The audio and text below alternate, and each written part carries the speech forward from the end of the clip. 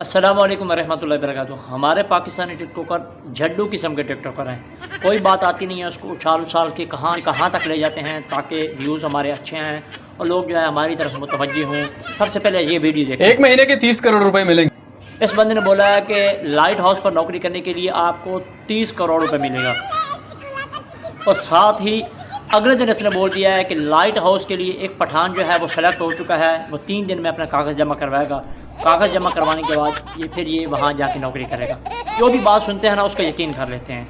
पहली बात ये है कि लाइट हाउस पर जो नौकरी करता है वो एक बंदा नहीं करता भाई, एक ही वक्त में 3 बंदे वहाँ पे काम करते हैं, एक बंदा वहाँ नहीं काम करता। और दूसरी बात ये है कि $4500 जो है वो तनख्वाह है एक बंदे की। 12,60,000 रुपये इस वक्त तकरीबन, इससे कम ज़्यादा भी हो सकता है।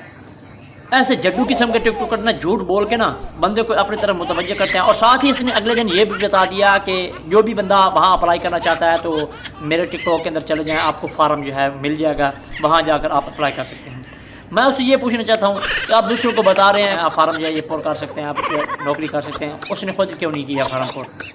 दूसरी बात, पास गूगल है, आप गूगल पे जाके सर्च कर सकते हैं, आपको पता चल जाएगा कि कितनी वहाँ की सैलरी कितनी है और कितने बंदे वहाँ पे काम कर रहे हैं। और एक और वीडियो इसकी सुन रहा था, कहता है कि किसी भी मुल्क में कामयाब होने के लिए पाकिस्तानी और पठान होना ज़रूरी है।